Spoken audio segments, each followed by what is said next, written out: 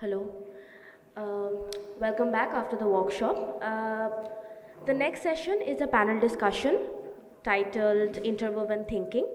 It's the last session of the day, and it's a discussion featuring all the speakers we had today. We have with us. Okay, great. Before I announce the names of the panelists, I would like to remind you that there will be a walkthrough of the exhibition on the first floor, an exhibition of textiles by Ajit Kumar Dash, right after the panel discussion. So please stick around for that if you're interested. We have with us today Dr. Shwetal Patel as the moderator, followed by the panelists Shantoni Dotto, Shanton Moitro Bokada, architect and artist.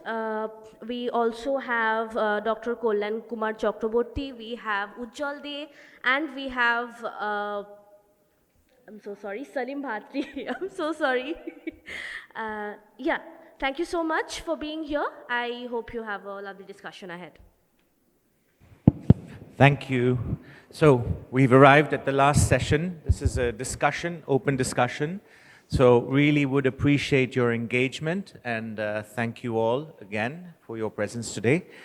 So what struck me, and I think it was really well programmed, if I may say so, but I mean, I'd like to give this credit to Ushmita or share the credit with Ushmita. I think that the talks, they really perfectly illustrated in many ways and in different ways the intersectionality of a lot of these practices. And that's really what we were trying to achieve, really to try and talk about the holistic nature of some of these practices and the wonderful examples that you all gave of the work that you're doing. And I want to come back, I want to start with Salim. We were going to have a Q&A after his session, so let's start with that. If there's any questions, for Salim, who is the Dean at Design School at CEPT in Ahmedabad. Given number of design students here, if there's any questions you have for him, and feel free to intervene. But Salim, if I ask you to elaborate perhaps on your reflections on the things that you've heard today in relation to what was the topic of your discussion, right? About circular design, reuse, adaptation, etc. It's a shame we don't have Abin here with us because I think it also speaks to his presentation. But if you can kick things off for us with some of your reflections.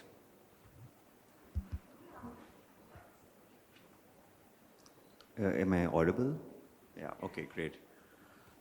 What I enjoyed was the environmental, social, cultural qualities to many of the presentations because you can't distill something out only and see it from the environmental perspective. There are sometimes rituals, there are cultural nuances, there's a human experience that constitutes part of our inner well-being. And all these in some way were framed in different ways. So I was happy with just telling that even the method and the mode of the presentation, so some were lectures, some were performances, some were participatory approaches towards the end, some were songs, some were videos. The multimedia nature of what I engaged with in the course of the last few hours. And an evolving, changing body of audience. It's all, I think this is the opportunity that places like KCC can help manifest. It's not easy to, I was talking to Ushmita about the programming here, and it's a very complex programming. And this is the kind of programming that will benefit not only audiences, but cities, and perhaps the human condition. And this is the discussions that need to happen. And the idea of intersectionality is absolutely correct. You cannot have silos anymore. Everything connects, and everything connects beautifully, and everything has consequences, and that is where we are at today, that whatever we do, whether as designers or as creative people, our actions have serious and severe consequences. So the collective thinking, the connection, the force of of perhaps the liberal ways of working is what connects the arts.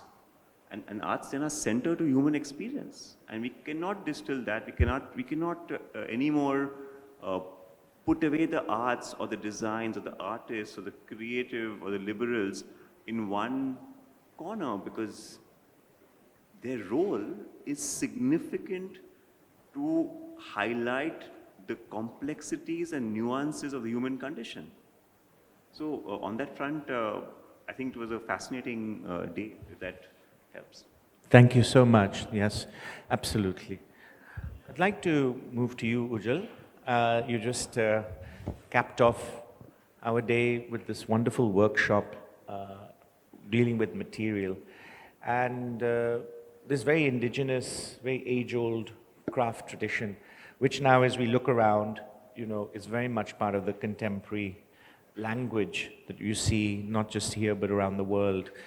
I want you to explain a little bit more about some of the hierarchies and challenges that you might have faced. At the outset, we talked about dismantling hegemonies. Now, this is a very big, often quoted kind of term. It's very difficult to dismantle hegemonies, partly because they're highly entrenched and they're extremely rigid, Now you're studying for your PhD at the moment in Shantiniketan. So why don't you tell us a little bit about your experience, in terms of these hierarchies and some of these silos? Like in terms of hierarchies, particularly to the process which I use, or a particular in every Both. Both.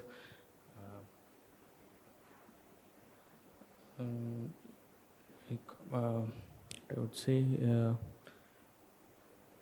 that I actually have never faced it like personally on that level, but when limited to specific people from or some of the person or experts, or people in the field of visual arts itself, they sometimes feel the textile as a craft thing, not as a medium or a different medium in visual arts, as limited to the craft just for the functionality and limited to the work that is done by especially the women of the household and that particular thing. So I sometimes have faced that kind of thing, but in case, because I have tried to put and break the limits of as I have been also trained as a visual artist in Kalabhavan, and having seen things differently and perceived things differently, I've tried to build up a different kind of a language with the medium. So that's one thing. I would like to add something to what Ujjwal is saying, because especially when it comes to working with an artist like Ajit Kumar Das, I'm calling him an artist, but or Ujjwal, like he rightly pointed out. But there's always this hierarchical structures of art, craft, silos, divisions. And I think it's high time that we realize that these are just constructs, and we did not really start out like this. These are perhaps Eurocentric ideas of what art or crafts are different. But once, if we go back into our historical context, these were very much the part of, the whole, as a holistic look at what art or social construct or craft, they all came together. Like in your work, you have these religious constructs. I mean, even that becomes a focal point of creating these artistic structures around it. And in my own research, as Shwetal, when I was working on Riten Mazumdar's practice, one thing kept coming up that, his friends would say he was sidelined by the artistic community because they felt he was just a, textile designer or a fashion designer.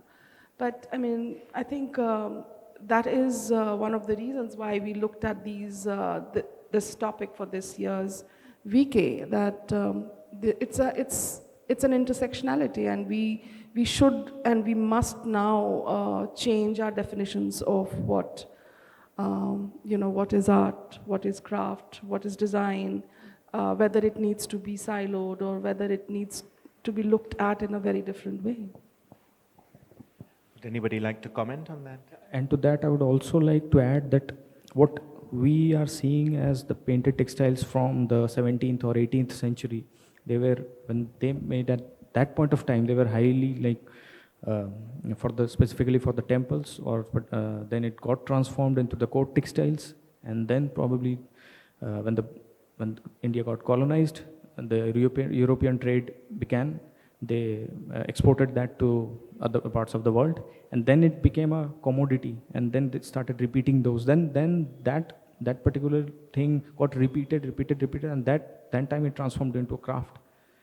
So probably the best hangings are there in the Victoria Albert Museum and the British Museum, and those all are like art pieces of that times.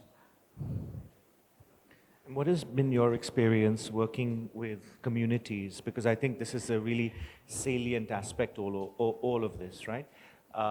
There is absolutely a social element underpinning why these hierarchies exist, why these silos exist, and what has been your experience working with communities, and particularly children, who I imagine are much more open, who don't have these biases, let's say? Definitely there is discrimination. Like I had mentioned that, when we are looking at the city, the rights in the city, and there are so many cities, there are cities within cities within cities. So which is why our work definitely opened up for us different worlds that exist within the city, different kinds of struggles that people have had. In terms of, just to link with this, we've met communities who come from backgrounds which are the handloom background. So there was, for instance, an intersection with the handloom community where, because of the ideas around water pollution, so the chemical textiles creating problems with respect to water.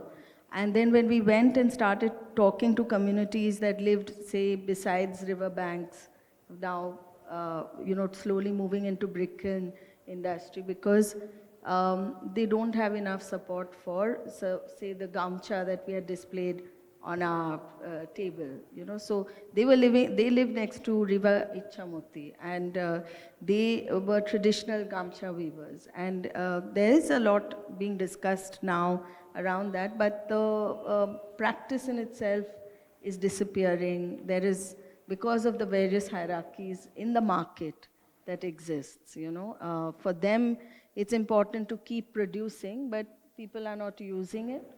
And there are other things that have flooded the market. So a lot of our work is, along with sustainability, is also trying to build back village, old village systems which are broken now, which were actually far more resilient. So how do we contemporize those systems, and make it, because we have the resources, it's local, it's available, we have the skills. How do we bring it back? So Hintan, I think this speaks to your research and your advocacy, particularly around Durga Puja and the pavilions that are built. I also want to give an example. When we were designing this storm shelter in Sundarbans, that was the research I was talking about previously. And see, we're sitting in our desks at home or whatever, we design something, we think of something. So we were looking at, after 2 years of research, we finally figured out whom we want to build for. And it was a Munda tribe which came 200 years back, and they were stationed in that space, and they had lost all their land because they're constantly getting flooded and all that. Most of Sundarban, the men are gone. They are living, actually they are laborers in every other part of the country. Sundarbans effectively have old men, women, and children. So the women of this particular village we had thought of the health center because that's what we were working with an NGO for, to build that storm, which doubles up as a storm shelter in terms of when something happens to them. And they desperately wanted us to, this thing was, we want a school for the children because this school is broken down, without any roof, and they just go to school because of midday meals. That's why they go. So this is a kind of place we are talking about. And when it comes to Durga Puja, of course, women representation is very, very, very less. We had to create a category to at least have some representation. This is so sad. Out of 22, one we have to put as a category of women. That's very unfortunate. Thank you. Dr. Chakravarti, I mean, you're a man of immense talent, but even more experience, I would say, given all your various roles, and particularly comes to mind, I mean, you set up the Museum of Mankind in Bhopal, you've held positions in government, you're an academic, researcher. What are your reflections on some of these discussions today? Well, it was a wonderful experience. I mean, listening to this interdisciplinary conversation. But I had the advantage of working at the interface of public and personal private domains all my life, and the advantage of inciting initiatives which others might not have had. So I have always tried to, you see, for instance, I'm building museums in Mizoram and in Arunachal Pradesh and other parts of the country. Everywhere it is, the approach is to move from ex situ display to in situ revitalization, to combine collection with recollection. And also, you see this tangible, intangible thing. That connection also can be easily established with community co-direction. And in different parts of the country, this divide between necessity and accomplishment, between form and function, beauty and utility, is already bridged. And it has, for instance, I mean, they were talking about, in Darjeeling, we had worked on the jhoras, I mean, and revitalized them. And similarly, in Himachal Pradesh, we revitalized the nolas. So similarly, everywhere, these structures are there. They're waiting to be regenerated. I mean, a little bit of intervention and a lot is achieved. Because the knowledge is still there, it is on the ground, and it can be garnered and harnessed very easily.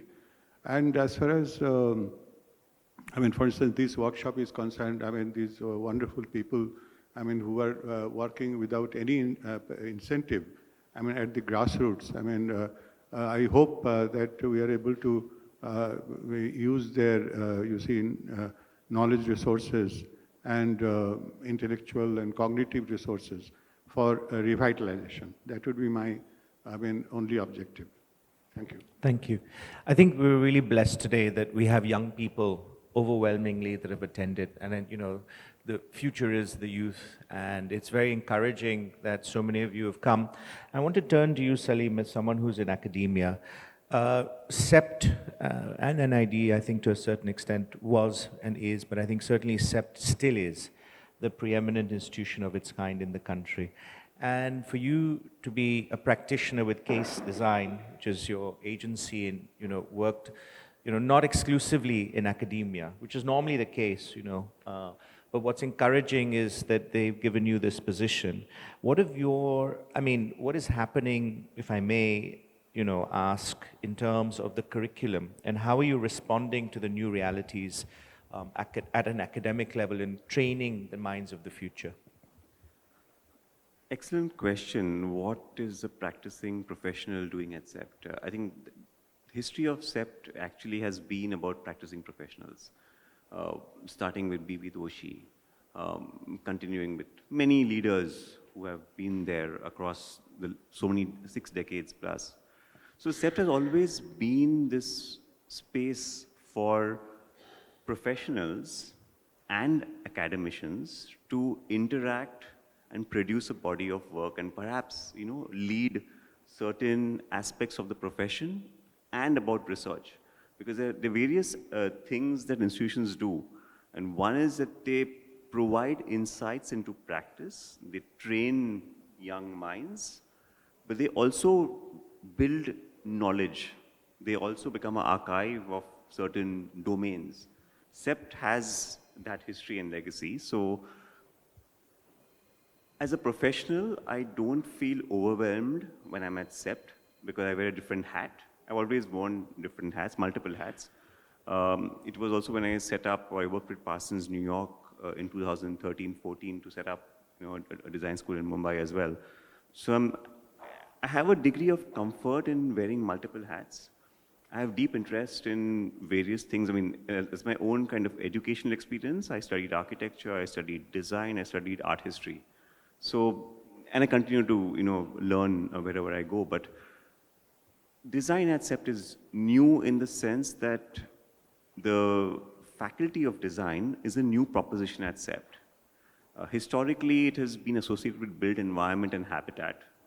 The faculty of design is perhaps now suggesting design in a very fundamentally different way beyond the realms of habitat and built environment. So CEPT in this particular generation, I would imagine, will produce filmmakers, animators, photographers, service designers, product designers, ceramic artists, and a wide range. It will perhaps look at design in a very wide space, in an interdisciplinary space. We have recently commenced a new program, the BDES program, which is a only 5-year program in India and perhaps the second one in the world, which is an undergrad program. And it's a space where students can come, they can discover, they can understand what their demands of design are, because design is vast.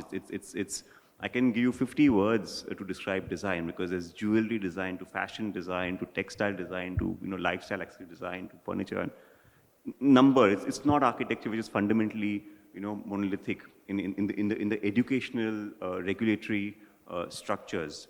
Design is vast, and that's why nobody has been able to put a pin onto design and regulate design globally. Which means that design fundamentally can be interdisciplinary, it can be intersectional, it can address social constructs, it can address perhaps materiality, it can address perhaps technological processes. It can look at AI differently, it can look at what's happening with the new technologies coming into the world. But given that students now come, discover what they want, they select their studios, they may choose a major at CEPT, and the major's Faculty of Design is offering is currently in product and communication, but students may not necessarily do conventional communication major. They can do a studio, like I said, in animation, one studio in photography, one studio even in furniture. And if they don't want to choose a major, they can pretty much learn design through the studio-based curriculum, which means they can do one typography studio, one furniture studio, one mechanical object studio, one printmaking studio, and they have 6 studios to choose from. So learning design at undergrad level needs to be holistic, needs to be wide, and then students, as they proceed further, can be more careful about selecting their masters, which will then define perhaps their professional course, professional trajectories. So that's the kind of landscape we're looking at. And I think, Shwetal, when you and I initially started to discuss about where this thing would lead, we had touched upon Shantiniketan, Tagore's vision. And what Salim has just said, it harks back to the beginnings of art education in a post-colonial structure, where there was no structure to say, and you were open to study in all the departments as per what you wanted to do, and there was no fixed curriculum, which of course has developed over time and later. But it's interesting how we are, even as we are thinking about environment and sustainability and going back to certain earlier practices, we are also thinking about education as going back to our roots. I just add, because the studio-based curriculum typically is based on the strength of the tutors. So for example, if you all take a studio at CEPT, it'll be pretty much in your domain. The studio that the project I showed today, the prefabricated wood, it's the first of its kind and perhaps last of its kind. It will not happen unless I offer it again. So it allows for tutors, because design has so many different ways of performing as a profession, it allows unique tutors to come by and do what they're good at, demonstrate their knowledge, their experiences, their expertise, and build studios focused around their expertise. So that particular studio there's no curriculum on that. It's what the tutors decide. Almost exactly the same, whether it was Nandalal Bose or Vinod Bihari Mukhopadhyay or Ram Kinkar, it was the tutors who set the pace of what students would learn and where that would go. Ask you, what is the sentiment amongst the young, the very young, but you must be dealing with different age groups, and also their parents, when it comes to design, the arts. There seems to be, on the subcontinent, general apathy of parents to encourage their kids to go into these disciplines. This is a historical thing. But we know today that it's extremely important. Design thinking, understanding of ecology, ecological systems, sustainability. These aren't things that are, let's say, nice to have. I think they're becoming pretty central, not just to the arts, but I think across disciplines. What has been your experience, I think, particularly with the communities that you're engaging with? So I've met a lot of young people who are particularly dabbling with art, particularly much more than I would say when we were growing up. It was a very closed kind of a community, but now I see a lot of them playing different musical instruments, for instance, experimenting with different kinds of music, art, and the language for the youth is transforming itself because of, in technology. The language has transformed into music, art. I mean, it's the best way in which they speak to each other and they socially organize. In terms of the relationship with parents and what they want to do, it is, I have met young people who are actually going through a terrible phase in their lives because of the confusion that the education system has put on them. So there is a sort of extreme pressure from the education system and not wanting to do what they have studied, and then bridging into something else and finding answers through art or through design or something which is more self-initiated. And parents somehow are not able to give them that time. They need about 2 to 3 years of that time post their education to figure out what is important for them. And branching into ecology and community work and all of this is not very it doesn't give you lots of resources together. It's something that it's hard work. I mean, it's a lot of hard work. So somewhere being parents prefer that they do something more comfortable, go to an air-conditioned office every day and work there. And it just fits in the whole linear system of what they think is a good life, But the joy of doing that hard work, that struggle, the learning from different worlds, young people want to do it, parents don't want to support it. And most often, they come back to us and they say that it's usually their parents have fallen sick. So invariably, their parents are ill, and which is why they have to leave. So, yeah. Thank you. It's very interesting. Dr. Chakravarti, I think you've had experience working with tribal communities, which are absent from the discussion today and are usually absent from such forums and discussions. Can you tell us a little bit about your experience in that forum? Well, I'm still working with tribal communities because I'm also the advisor, Government of India, for tribal freedom fighters museums all over the country. So I've developed several of them. And the approach always is to not to develop a museum, but to go along the trail, the freedom trail, and revitalize the trail using local arts and crafts. And so that has been successful in Andhra Pradesh, and we are doing it now also in the part of the Northeast. And as far as tribal communities are concerned, I mean, my approach is that we are all tribal once.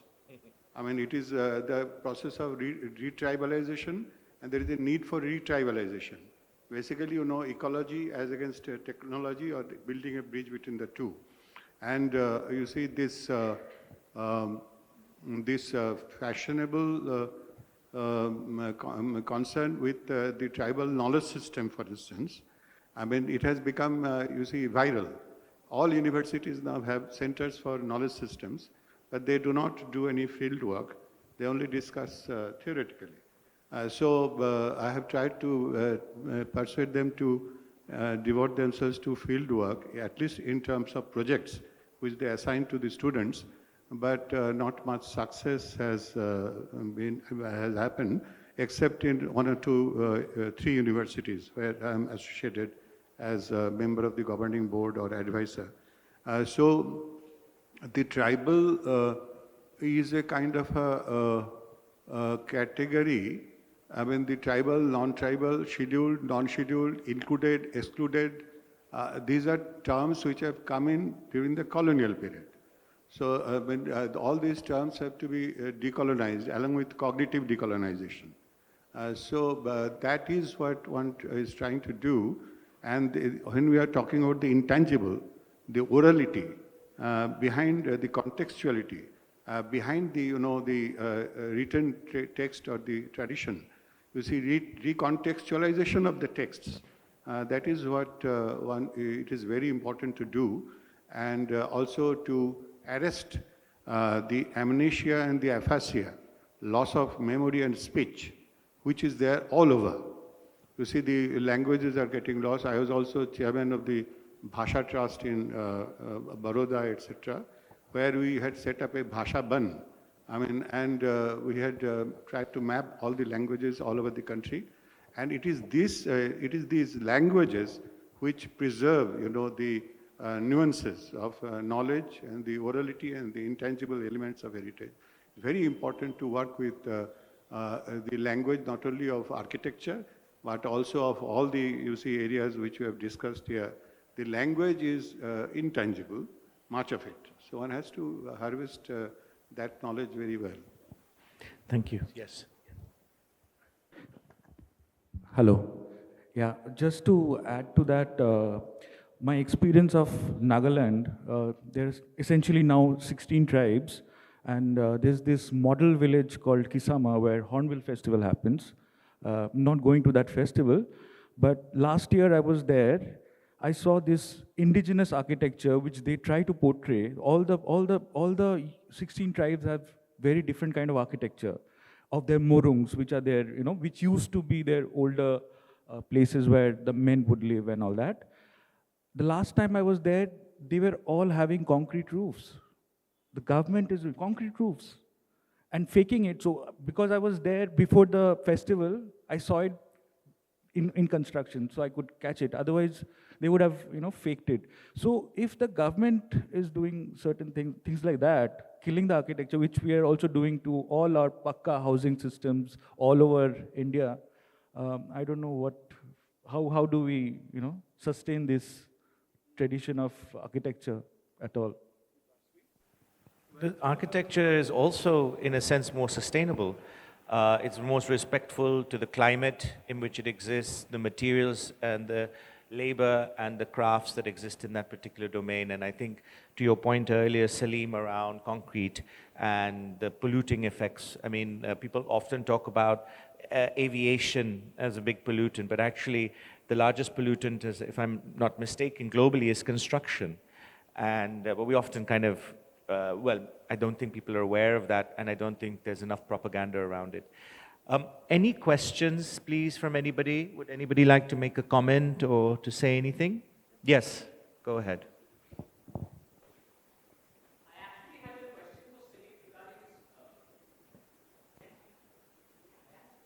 Question for Salim regarding his presentation. We tend to, our memory and recollection tends to get a little convoluted when we see a lot of things in succession. So some of the people might not be able to recall this exactly. But if I remember correctly from your slides, there was one exhibition that was held in one city in February 2019, then it was held in July in another city. That was a precursor, that was Okay. a client brief. The client came with that as a premise. Now, these Okay. are my two exhibitions. This is the work we've done. Can you help us design the next exhibition? So the exhibitions that they had, they constructed these elaborate stands with glass and with lights, and they didn't know what to do with these stands. And they used it once in 2019 in Mumbai, then they used it over here, they transported these stands, then they made this more elaborate kind of metal work around it. And exhibitions by nature, and I'm talking about custom exhibitions by people who expect change every single time.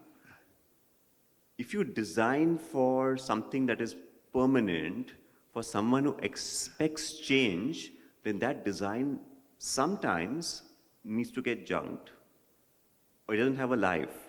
So when they came to us and they said, we have all this, we've done all this, that was just a premise, that was the client brief. We haven't done those exhibitions. So what I was curious about is, because you're dealing with students on a day-to-day basis, so do you give them such hypothetical situations where you have to deal with a dry, the same exhibition might be in a dry weather condition and then in a wet weather condition, and the so changes? there are two things. One is something I drew from academia, which was the student project, which was was a very rigorous, environmentally focused framework designed for environment.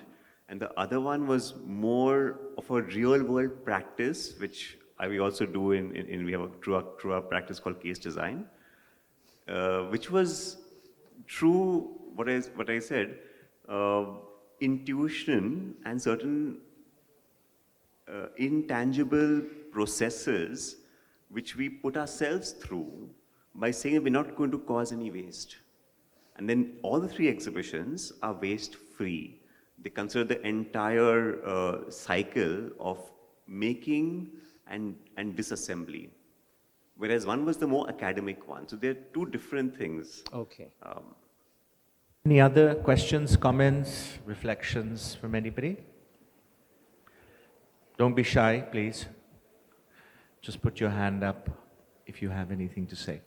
Okay, Ujjwal, I want to come back to something that Ushmita mentioned around Shantiniketan. It was a big, when we were discussing this platform, it's in its 6th year.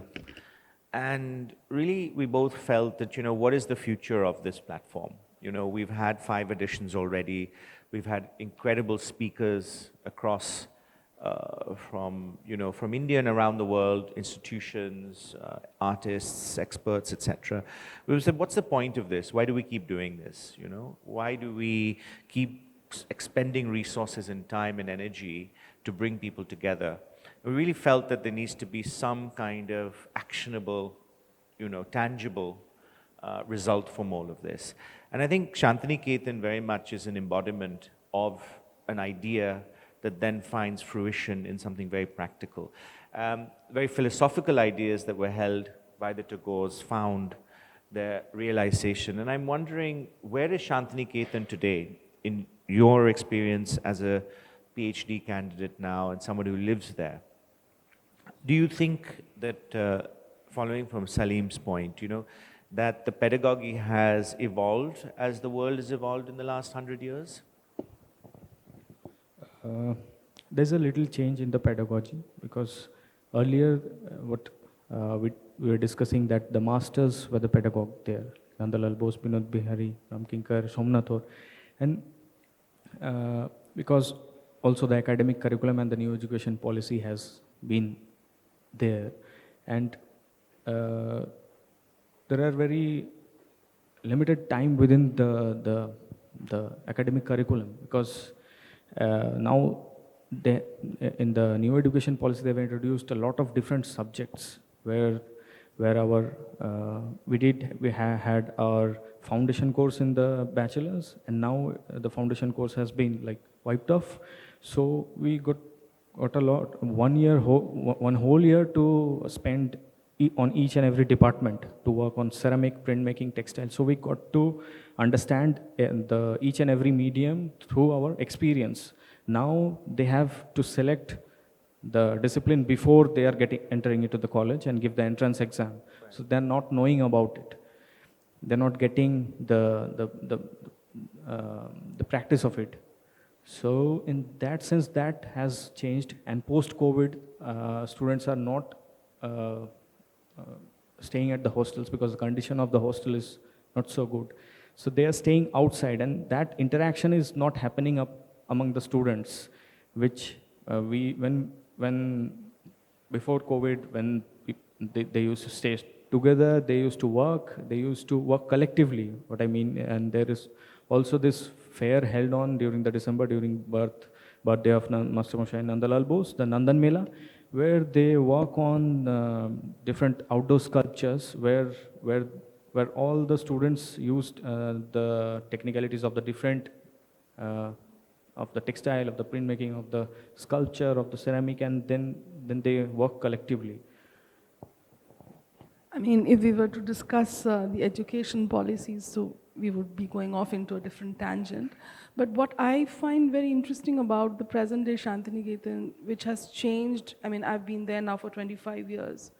I think a lot more of the collective practices have started. There are artist studios being built up. There are collectives that are working. Younger artists have come together. They have formed, groups and studios and artist residencies. So this is a very, very interesting change that has happened, and that can be traced to maybe a decade or so.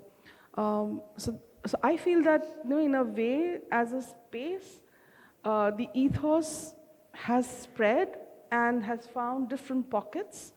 So for instance, yeah, I was Ujjwal coming to has a that studio, point, yeah. others also, everybody's practicing, and thanks to places like Arthashila that Abhin showed that he has made, there are other art organizations as well, independent ones, where you have various programs, etc. So I think it has become a much active space as compared to when, let's say, I was a student many moons ago, when the departmental porosity was there. We had a lot of engagement, but there was nothing outside. So there has been a shift, which is quite interesting, I feel. Thank you. Yes, you're a long-term resident of Shantiniketan, so that's... we have a few minutes left before the walkthrough. Is there any other questions, comments, reflections? I keep saying don't be shy. Anybody who'd like to offer anything? There's something I'd like to offer. Yes. In fact, coming to because you mentioned the new education policy, one silver lining I find is that in this new 8-semester structure, the CCF as they call it, you have a mandatory internship for all students of all courses. For all students of all courses, you have a mandatory 56-day internship to fulfill over your even semesters. And I think this is where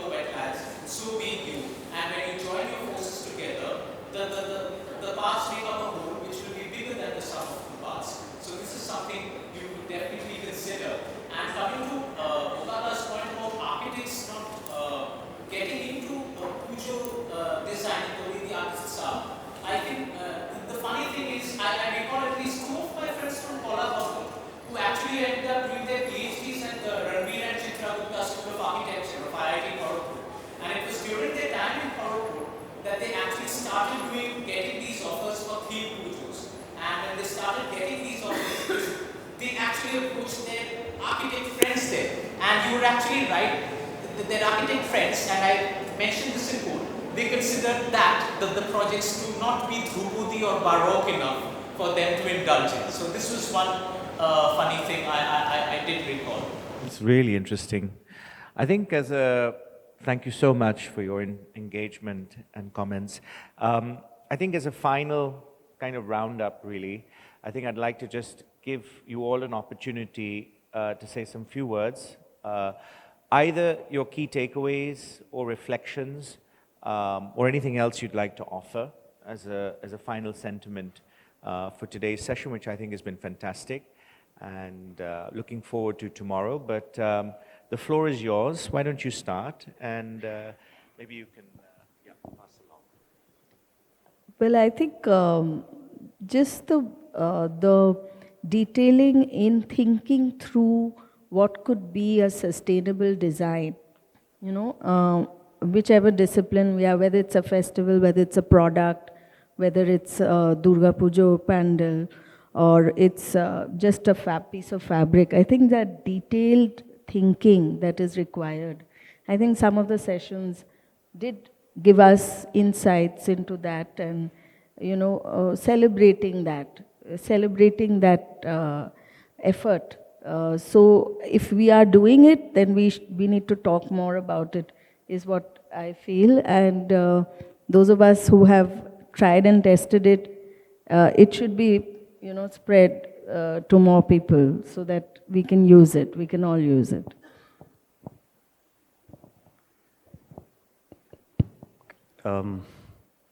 There's no one path being a creative professional. There are innumerable paths and innumerable journeys and innumerable opportunities, which also means that you're pretty much sailing your own ship, which also means that you will be tasked with situations where you need to think on your feet and keep learning continuously. And there's this idea of meta-learning, which is learning to learn.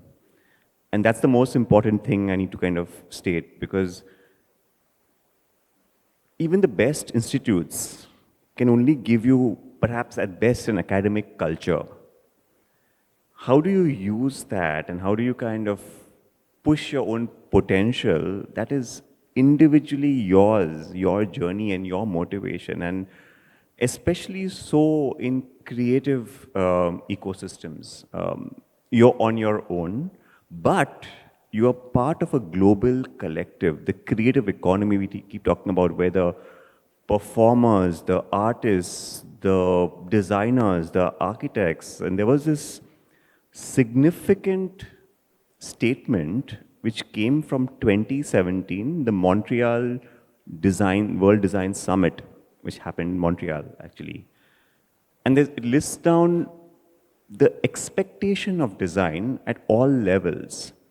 And the concluding statement of that entire, it was represented by designers across countries, design organizations, intergovernmental organizations, non-governmental organizations, governments, practitioners, bodies, everyone from architecture to design was there. They have a framework. Look at it, the Montreal Declaration. And what was the last statement?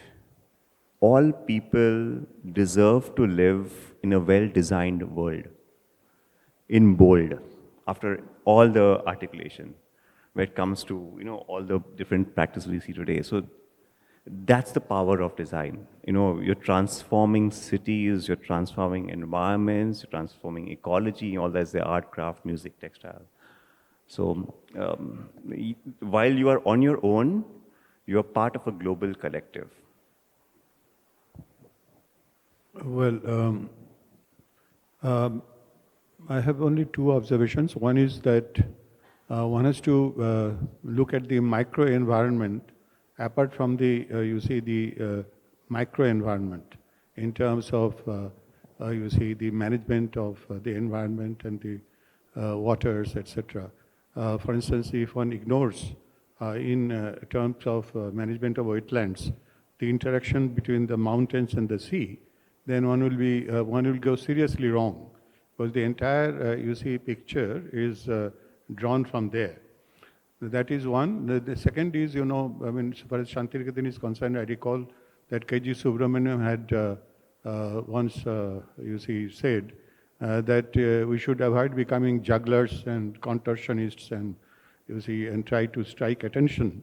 And he was, in terms of arts and crafts, there was a fine blend which was worked out in Shantiniketan, I mean, with theatre and with other designs, so in terms of contemporaneity and tradition, I mean, it is not, they are not, there is no gulf between the two, so that fusion has to be worked out.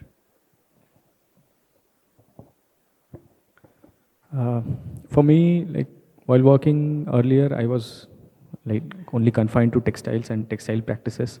So after coming here, I am taking a lot back from here, seeing at the architectural practices, the festival practices, and the design in the utility, the product, and the exhibitions purposes. So this has opened up like a lot of different possibilities also for me to, and areas to work upon and see things differently. Thank you. I think as designers and architects, my take, and I'm curating a show in the Indian Museum right now, where it's called Dialogues Across Time, and what we're posing right now is we're actually trying to understand from the audience, what are they seeing? And that's what I also pose this question to architects and designers, as to we need to understand what people are saying. Thank you.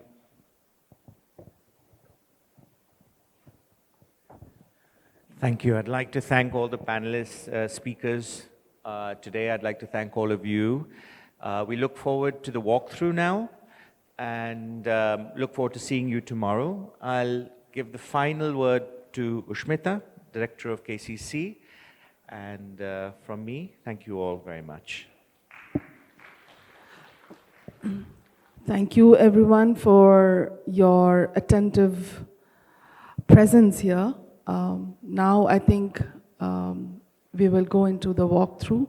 I will request Ajitda, and I will request Dr. Orkaprabha Bose to come and lead us through these amazing works that somehow I feel connects to all the conversations that we've had today, whether it's about ecology, history, the intangible and tangible, languages. You were talking about languages and how we are losing these languages. So this tradition is also part of that. So I invite everybody to come and join us for the walkthrough. We'll just start with in 5 minutes. Need some technical mics, etc., to be ready, but please stick around.